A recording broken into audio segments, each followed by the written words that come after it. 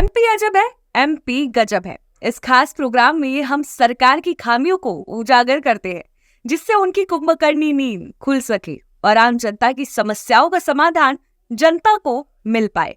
तो आज के इस एमपी अजब है, एमपी गजब है प्रोग्राम में आज हम बात करेंगे आष्ठा विधानसभा क्षेत्र के सिद्धिगंज के पास नयापुरा उमरदर शासकीय प्राथमिक विद्यालय की, जहां पर पिछले 18 सालों से शिवराज सिंह चौहान मुख्यमंत्री रहे हैं। और शिवराज सिंह चौहान के गृह जिले में स्कूलों की क्या हालत है, यह आज हम आपको दिखाएंगे। जहां एक और मध्य प्रदेश सरकार स्वास्थ्य और शिक्षा का ढिंडोरा पीट रही है और हर मंच से विधायक, मंत्री और यहाँ तक कि मुख्यमंत्री तक कह रहे हैं कि हम स्वास्थ्य और शिक्षा पर विशेष ध्यान दे रहे हैं।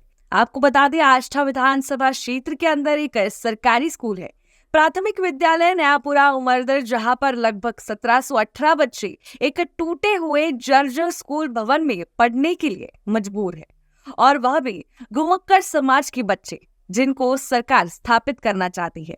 ऐसे समाज के बच्चे टूटे और जर्जर भवन में पढ़ाई कर रहे हैं। इसी को लेकर आज हमारी संवाददाता ने आष्ठा विधायक गोपाल इंजीनियर, कांग्रेस के नेता, जिला पंचायत सदस्य कमल सिंह चौहान और वरिष्ठ पत्रकार से हमारी बातचीत हुई। साथ ही आम नागरिकों से भी हमने चर्चा की है। देखिए सुजालपुर से अशोक मीना की ये खास रिपोर्ट। अभी आष्ठा विधानसभा का एक मामला सामने आया है। 2 दिन पहले पूरे मध्य प्रदेश सरकार ने स्कूल में प्रवेश उत्सव मनाया और सभी बच्चों का प्रवेश उत्सव करवाया गया था। लेकिन आष्ठा विधानसभा में एक ऐसा मामला सामने आया है जहाँ पे अधिकतर घुमक्कड़ समाज के बच्चे उस स्कूल में पढ़ते हैं और वो घुमक्कड़ समाज के बच्चों की तरफ कोई भी ध्यान नहीं दे रहा है। तबकि सरकार ने एक अलग विभाग बना रखा है घुमक्कड़ समाज का। लेकिन यहाँ के जो जनप्रतिनिधि की अगर मैं बात करूँ या अधिकारियों की बात करूँ, तो अधिकारी सिर्फ अपने एयर कंडीशन रूम में बैठ कर के सारा काम निपटाते हैं और एयर कंडीशन रूम में बैठ कर ही अपना समय व्यतीत करते हैं। इनको गरीब के बच्चों से कोई लेना देना नहीं है और ना ही गरीब के बच्चों पर ध्यान दिया जा रहा है। तो उमरदर जो प्राथमिक विद्यालय, अगर आपको मैं उसकी कंडीशन बताऊंगा तो आपके भी आंखों में आंसू आ जाएंगे। इस कंडीशन में बच्चे वहाँ पे पढ़ने को मजबूर है। पूरा भवन क्षतिग्रस्त है। वहाँ के भवन के जो दरवाजे खिड़की है वो असामाजिक तत्वों द्वारा निकाल लिए गए हैं और भवन कभी भी गिर सकता है, ऐसी कंडीशन में भवन है। ऐसी कंडीशन में जो भवन है उसमें बच्चे पढ़ने को मजबूर है। वहाँ पे 2 टीचर हैं और टीचर जो है वो भी अपनी नौकरी करने के लिए वहाँ पे मजबूर है, बच्चों को पढ़ाने के लिए मजबूर है और ऐसी जर्जर भवन में बच्चे पढ़ रहे हैं। मगरखेड़ी स्कूल की बात कर रहे हैं, प्राथमिक विद्यालय, जिसकी अभी 2 दिन पहले ही मीडिया में चर्चा का विषय रहा है और इसी को लेकर हमने जनप्रतिनिधियों से भी चर्चा की है और हमारे साथ में बीआरसी महोदय हमारे साथ में हैं और बीआरसी महोदय से हम चर्चा करेंगे। सर, आपके क्षेत्र में जो स्कूल है वो काफ़ी जर्जर स्थिति में है और उसमें क्लास लग रही है, क्या कारण है? उसमें 10 से 11 बच्चे अभी एनरोल्ड हैं और कल मैं इसके लिए गया भी था वहाँ पर मौके पर। तो वहाँ पर देखा कि वो बाकी में जीर्ण शीर्ण हो रहा है, लेकिन जब वहाँ बात की गई वहाँ के शिक्षक साथी से, तो उन्होंने बताया कि सर ये कुछ मतलब असामाजिक तत्व हैं जो क्या नाम से उसको तोड़कर दरवाजे वगैरह निकाल लेगा, जिसकी सूचना पूर्व में उन्होंने दी थी। तो इसमें हमने उनको निर्देशित भी किया था कि आप जो भी कंटेंजेंसी से इसको करवाएं, लेकिन अब ये पुनः ये स्थिति बनी है तो इसको देखकर, और जो भी है इंजीनियर सर्विस हाथ में गए थे तो उन्होंने एस्टिमेट बनाया है, वो शासन को भेजेंगे हम बनाकर। सर, मैंने आपके बयान भी पेपर में पढ़े, दैनिक भास्कर में आपके बयान लगे थे, उसमें लिखा है कि 20 बच्चे होना चाहिए जब हम भवन बनाएंगे। तो क्या जो बच्चे पढ़ रहे हैं उनकी जान की कोई कीमत नहीं है शिक्षा विभाग के सामने? नहीं, बिल्कुल जान की कीमत है, लेकिन ये हमारे संज्ञान में अभी आया है, इसलिए क्या नाम से हम जो भी उचित कार्रवाई होगी और उनको बच्चों को दूसरी जगह शिफ्ट भी करेंगे जब तक जो भी पास की साला है उसमें। तो सर, कब आप उनको शिफ्ट करेंगे? जब आप कल गए थे तो आपने कल क्या करा? कल हम गए थे तो कल हमने जो भी उसका बनाना था और जो भी उनको निर्देश देना थे वो देकर आए हैं। तो कब तक आप शिफ्ट करेंगे उस स्कूल को वैकल्पिक स्थान पर? कब तक बच्चे वहाँ पे शिफ्ट हो जाएंगे? अब जो भी वो प्रशासनिक जो फॉर्मेलिटी होंगी वो पूरी करके और उनको शिफ्ट कर देंगे। सर, प्रशासनिक फॉर्मेलिटी का तो अगर हम बात करें तो सालों लग जाते हैं, महीनों लग जाते हैं, लेकिन यहाँ गरीब के बच्चों की बात हो रही है। अगर आपके बच्चे ऐसे स्कूल में पढ़ते तो आप क्या करते? नहीं, बिल्कुल कोई नहीं, वो मेरे बच्चे हैं, गरीब के नहीं, मेरे बच्चे हैं और इसी तरह उनको मतलब ट्रीट किया जाएगा। तो हम ये माने कि आप तत्काल उनको दूसरी जगह शिफ्ट करेंगे? जी। अच्छा। जो भी मार्गदर्शन लेके वरिष्ठ अधिकारियों से, और उनको जो भी होगा जल्दी से जल्दी मतलब शिफ्ट करें। जो शिक्षक उस स्कूल में जर्जर भवन में क्लास लगा रहे थे, उन्होंने कभी आपको अवगत कराया इस विषय में? इस विषय में अवगत करवाया है कि क्या नाम से असामाजिक तत्व ये ले गए, वो बहुत पहले करवाया था। उसके बाद अपन ने जो होना था प्रतिवेदन वो प्रस्तुत किया वरिष्ठ कार्यालय को। तो जब आपको अवगत कराया था तो आपने उस समय ही उसको वैकल्पिक स्थान पर क्यों नहीं शिफ्ट करा? वो क्या उस हम समय किसी बड़ी वो घटना सिर्फ का दरवाजे और खिड़कियां क्षतिग्रस्त थी, ना कि कुछ है, और वो भी लेके गए थे असामाजिक तत्व सर, क्या उनके हम द्वारा, और किसी बड़ी एफआईआर दर्ज करवाई गई उनके हम द्वारा। क्या किसी बड़ी घटना का इंतजार कर रहे हैं? नहीं नहीं, किसी बड़ी घटना का इंतजार नहीं कर रहा, और बहुत जल्दी उनको वहाँ शिफ्ट कर देंगे। बाकी वहाँ छत वगैरह अब जाके हमने देखा तो वाकई में ज़्यादा क्षतिग्रस्त है, इसलिए हमने अभी उनको किया है कि हाँ बच्चों को ना बिठाएं, और विकल्प देख रहे हैं वहाँ पर। जैसे ही विकल्प मिलेगा 1-2 दिन में हम बच्चों को वहाँ शिफ्ट करेंगे। अभी समीक्षा बैठक थी, विधायक जी ने भी आपसे पूछा होगा इस जी विषय जी। में, तो कहीं ना कहीं सरकार एक तरफ शिक्षा और स्वास्थ्य पे काम कर रही है, और अधिकारियों की अगर हम बात करें तो आप अपने एसी रूम में बैठ करके आराम से देख रहे हैं, फील्ड का आपको ज्ञान नहीं है। अगर फील्ड का ज्ञान होता तो ये परिस्थिति सामने नहीं नहीं आती। नहीं, ऐसा नहीं है, हम बिल्कुल फील्ड में देखते हैं, और हमारा नीचे लगा जो अमला है वो भी देख रहा है इसको। और ये माननीय ने भी हमसे अभी पूछा था, तो उनको भी हमने स्थिति से अवगत करवाया, और उन्होंने भी इसमें संज्ञान लेते नोट करवाया है, और इंजीनियर साहब से बोला है कि इसको देख के जल्दी इसका एस्टिमेट भेजें। चलिए ठीक है, तो ये मेरे साथ में बीआरसी महोदय थे आष्टा ब्लॉक के, जिन्होंने स्कूल के बारे में बताया कि हम फॉर्मेलिटी होगी, सरकारी काम है, सरकारी काम की फॉर्मेलिटी होगी, जब तक अगर कोई बड़ी घटना होती है तो उसका इंतज़ार करते रहेंगे। इस तरह का यहाँ पे मामला है। अब देखना यह होगा कि खबर के बाद क्या शिक्षा विभाग और जनप्रतिनिधि जिन्होंने बयान दिए हैं, वो तत्काल वहाँ पे गरीब के बच्चे जो पढ़ रहे हैं उनके लिए स्कूल की वैकल्पिक व्यवस्था कर पाएंगे या नहीं कर पाएंगे, या किसी बड़ी घटना का इंतज़ार करेंगे। जिस विषय पे हम बात कर रहे हैं, ये विषय है सीहोर जिले का, और सीहोर जिले में 20 साल से शिवराज सिंह जी चौहान मुख्यमंत्री रहे हैं, और उनके गृह जिले में किस प्रकार स्कूलों की हालत है, उनकी हालातों पर हम चर्चा करेंगे। जो कांग्रेस के नेता है और वर्तमान में उसी वार्ड से जिला पंचायत सदस्य हैं। तो सबसे पहले सर, स्वागत है आपका। एक मामला है नयापुरा उमरदड़ प्राथमिक विद्यालय का, जहाँ पर इस तरह की कंडीशन हो रही है कि आप जानवर भी वहाँ पर नहीं बांध सकते, और भारतीय जनता पार्टी की सरकार कह रही है कि हमारी सरकार स्वास्थ्य और शिक्षा पर ध्यान दे रही है। और अगर हम बात करें तो ये इलाका है शिवराज सिंह जी चौहान का गृह जिले है, जहाँ से वो 20 साल से मुख्यमंत्री रहे हैं। इस पर आप क्या कहेंगे? देखिए, मध्य प्रदेश में 20 साल से ज़्यादा भारतीय जनता पार्टी की सरकार है, और लगभग 17-18 साल तक शिवराज सिंह चौहान इसी प्रदेश में, इसी जिले के मुख्यमंत्री रहे। और आज आष्टा सहित संपूर्ण जिले में शिक्षा की स्थिति बहुत बुरी है, बदहाल स्थिति में है। और खासकर आष्टा विधानसभा की बात करें आपको, तो मैंने भी जिला पंचायत सदस्य होने के नाते कई बार जिला पंचायत में ये प्रश्न उठाया, सवाल वहाँ खड़ा किया कि जो स्कूलें हैं, स्कूलों की स्थिति ठीक नहीं है, मरम्मत की ज़रूरत है, नए भवनों की ज़रूरत है, लेकिन अधिकारी केवल केवल बातचीत करके रह जाते हैं, और आज तक उन्होंने उस दिशा में कोई कदम नहीं उठाया। तो मैं आपसे कहना चाहता हूँ कि आज ये बीजेपी की सरकार है, और पूरे प्रदेश के अंदर और ज़िले के अंदर पिछली बार एक अनुमान के मुताबिक, और खास करके दैनिक भास्कर जैसे बड़े पेपर में एक खबर छपी थी कि लगभग पौना 200 स्कूल, 175 प्राथमिक और माध्यमिक स्कूलें बंद हो चुकी। तो शिक्षा की स्थिति बिल्कुल बदहाल है, बहुत बुरी स्थिति में ज़िले में शिक्षा की स्थिति है।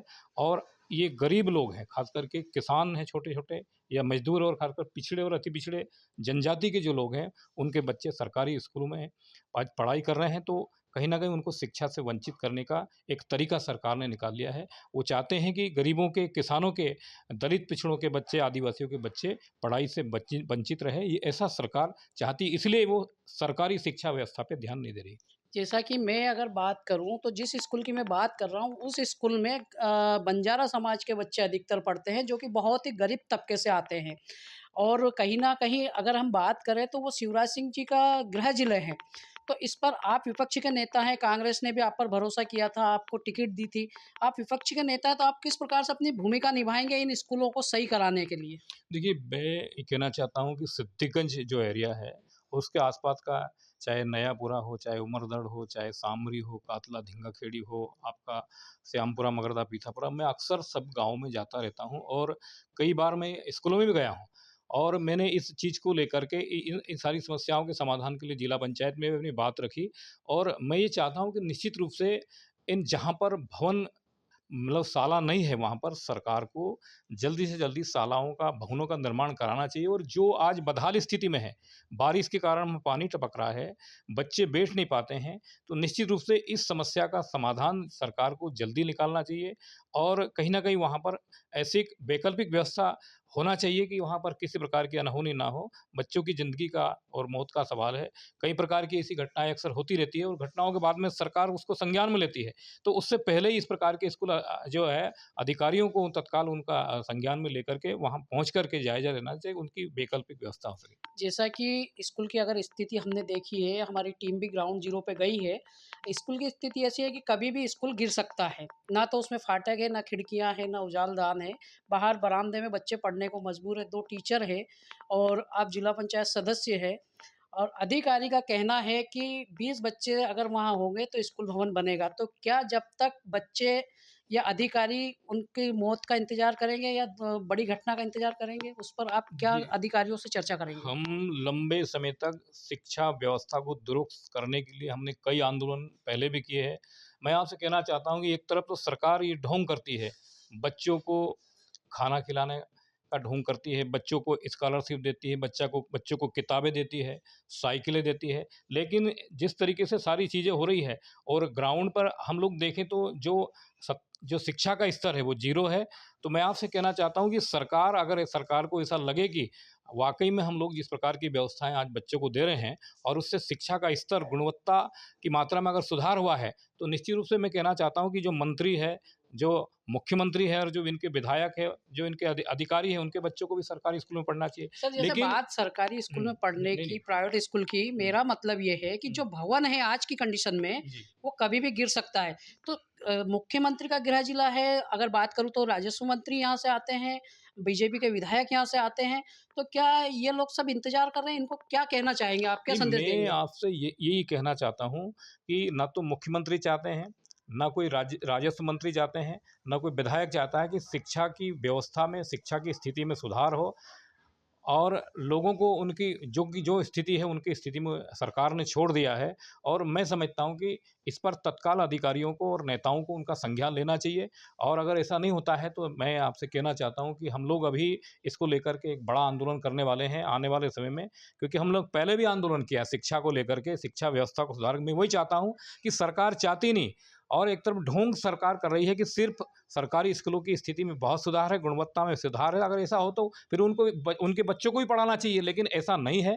स्थिति बिल्कुल चौपट हो चुकी है, बदहाल है और बहुत भयानक स्थिति है। शिक्षा व्यवस्था पूर्ण रूप से बर्बाद हो चुकी है और सरकार में बैठे हुए लोग चाहते ही नहीं कि किसानों के बच्चे, गरीबों के बच्चे, आदिवासियों के बच्चे, दलितों के बच्चे पढ़ कर के आगे जाएँ और अपना हिस्सा, अपना अधिकार माँगे।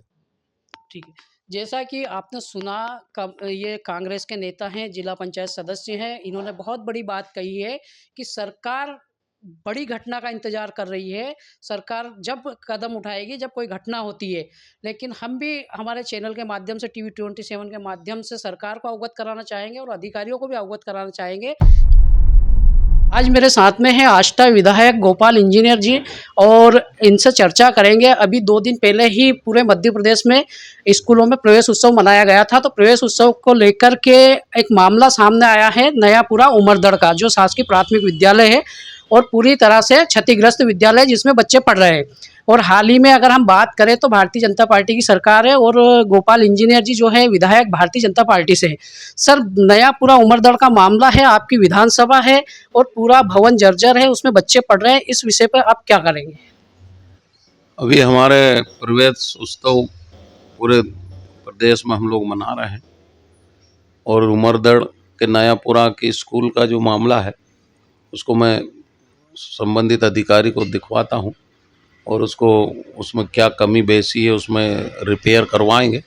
और यदि लगता है कि नया भवन, क्योंकि पुराने भवन हैं काफ़ी और उनके मापदंड होते हैं, क्योंकि बच्चे की संख्या के ऊपर फिर वो नए भवन बनते हैं, तो वहाँ पे मैं दिखवाता हूँ ब्लॉक शिक्षा अधिकारी को बोल के और उसको जल्दी करके करेंगे। उसको यदि वो मरम्मत हो जाएगा तो जल्दी मरम्मत करेंगे, या नया भवन का होगा तो नया भवन जल्दी स्वीकृत करके और नया भवन लगवाएंगे बच्चों को, क्योंकि बच्चों के एजुकेशन के लिए हमारी सरकार बहुत कुछ करती है, क्योंकि उनको गणवेश भी फ्री देती है, उनको मिड डे मील भी देती है, उनको फर्स्ट क्लास आने पर उनको लैपटॉप भी देती है, उनको स्कूटी भी देती है, बच्चियों को साइकिल भी देती है, और पढ़ाई के लिए सभी जितने भी संसाधन हैं सारे करते हैं। तो हमारे बच्चे पढ़े, आने वाला पीढ़ी है वो हमारी भविष्य है आने वाले। तो आपने ये मेरे को संज्ञान में लाए हैं आप, तो मैं इसको तुरंत इसको दिखवाऊंगा और उसको जल्दी से जल्दी, यदि उसमें ऐसी है कि रिपेयरिंग मरम्मत होगी तो वो करेंगे, नहीं तो नया भवन बनाने के लिए नया भवन स्वीकृत करेंगे। सर जैसा कि अभी आपने बोला कि एक गाइडलाइन होती है, बच्चे उसमें पढ़ रहे हैं ऑलरेडी और भवन कभी भी गिर सकता है ऐसी स्थिति में है, और कल के सभी अखबारों में प्रमुखता से उस खबर को लगाया था। तो क्या वहाँ पे भवन बनना जरूरी है कि हम बच्चों का अनुपात देखेंगे सर? क्या है कि वहाँ बच्चे का अनुपात तो देखना पड़ेगा ना, जब यह प्राथमिक भवन है तो उसमें कितने बच्चे होना चाहिए उसके अनुसार टीचर रहते हैं, मिडिल में कितने बच्चे हैं उतने उसके अनुसार बच्चे रहते हैं। मगर उसको हम रिपेयर करवाएंगे या उचित लगा कि हाँ वहाँ पे सही में भवन की ज़रूरत है। अब मान लीजिए कि हमने CM राइज स्कूल बना दिया आष्टा में, है ना, अभी कोठरी में बना है, तो 15 किलोमीटर के दायरे में कोई भी स्कूल ना तो रिनोवेशन होगा ना वहाँ कोई दूसरी बिल्डिंगें बनेंगी, क्योंकि 15 किलोमीटर के दायरे में जितने भी स्कूलें हैं उसके सारे के सारे बच्चे CM राइज स्कूल में पढ़ेंगे। ऐसी हमारी सिद्धिगंज जो एरिया है उसमें भी हम CM राइज स्कूल ला रहे हैं बहुत शीघ्र, क्योंकि मैं 10 CM राइज आष्टा विधानसभा में बनाना चाह रहा हूँ। तो वो चीज़ें जब होएगी तो उसमें प्लान में है वो, क्योंकि सिद्धिगंज में आना है, बहुरा में हो चुकी है, कोठरी में हो चुकी है, आपकी आष्टा में हो चुकी है, मैना में हो चुकी है, तो मेतवाड़ा में होना है, मैना में होना है, सिद्धिगंज में होना है। तो ये बड़े जो गांव हैं हमारे, इनमें CM राइज स्कूल लेके आएंगे तो ये भवन वगैरह की ज़रूरत अपना आप ही ख़त्म हो जाएगी। और अभी हम उसको आपके माध्यम से पता चला, मैं शीघ्र उसको दिखवा के उसको रिपेयर करवाऊँगा। यदि ऐसी बात है तो हम नया भवन स्वीकृत करेंगे और बच्चों को दूसरी जगह स्कूल लगाने के लिए व्यवस्था करेंगे। तो जैसे कि अभी विधायक जी ने बताया कि CM राइज स्कूल बनाएंगे और 15 किलोमीटर के दायरे में CM राइज स्कूल है, तो भवन बनाना अगर ज़रूरी होगा तो भवन बनाएंगे। लेकिन सबसे बड़ा सवाल ये है कि जो सरकार शिक्षा और स्वास्थ्य पे काम कर रही है, वहीं गरीब के बच्चे एक टूटे भवन में पढ़ने के लिए मजबूर है, और जो शिक्षक है वो भी अपनी जान जोखिम में डालकर उस भवन में पढ़ रहे हैं। अब देखना यह होगा कि विधायक जी ने जो बोला है कि वैकल्पिक व्यवस्था करवाएंगे, तो क्या वैकल्पिक व्यवस्था हो सकती है, ये तो खबर के बाद ही पता चल पाएगा।